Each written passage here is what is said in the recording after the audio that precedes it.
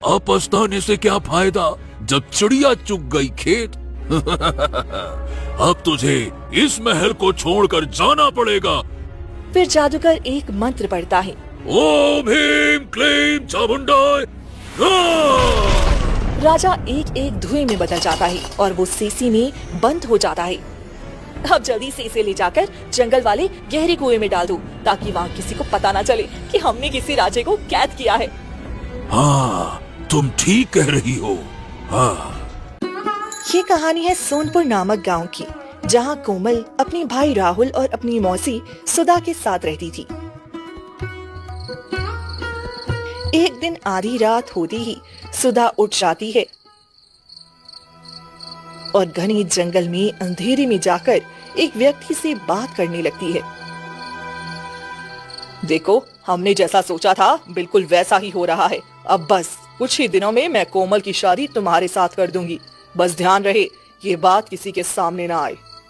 हाँ, तुमने जैसा सोचा है बिल्कुल वैसा ही करना। मैं भी बेसब्री से इंतजार करूंगा। हाँ। फिर व्यक्ति अंधेरी में चला जाता है। पीछे खड़ा राहुल ये सारी बातें सुन लेता है।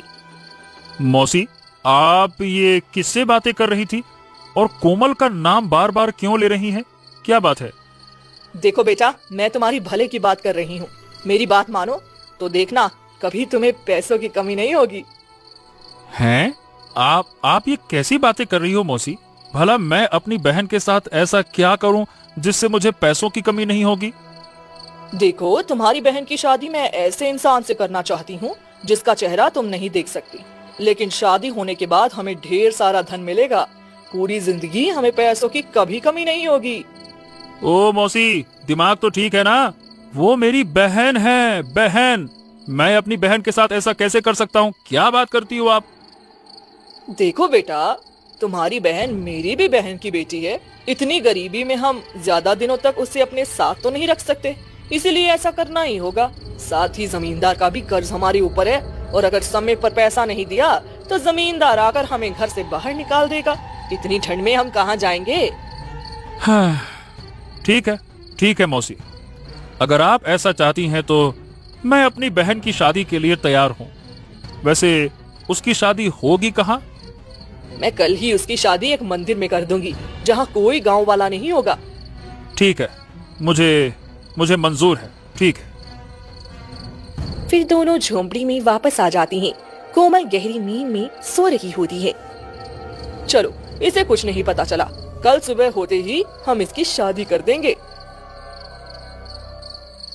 फिर रात बीत जाती है और सुबह होती ही कोमल तैयार होती है। कोमल, तैयार हो जाओ, आज तुम्हारी शादी है। मौसी, आपने पहले नहीं बताया और आज मेरी शादी है।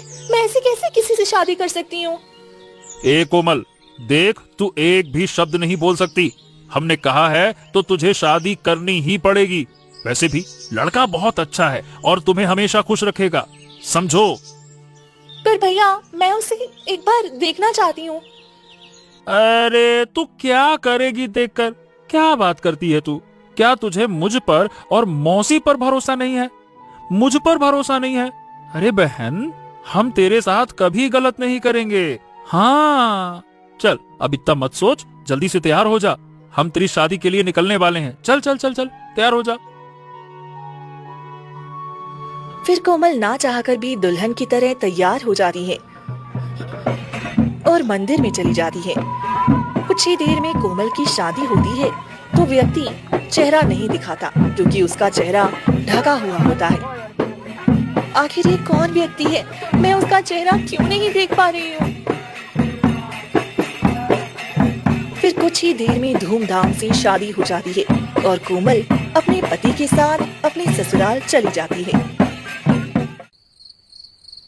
देखा, हमारी शादी भी हो गई, पर मैं आपका चेहरा नहीं देख पाई हूँ। मैं आपका चेहरा देखना चाहती हूँ। फिर व्यक्ति अपना चेहरा दिखाता है। नहीं, ऐसा नहीं हो सकता। मैं आपके साथ कभी जीवन नहीं बिता सकती। मौसा, आप मुझसे शादी कैसे कर सकते हो? फिर कोमल वहाँ से भाग जाती है और अपने घर पहुँच जाती है।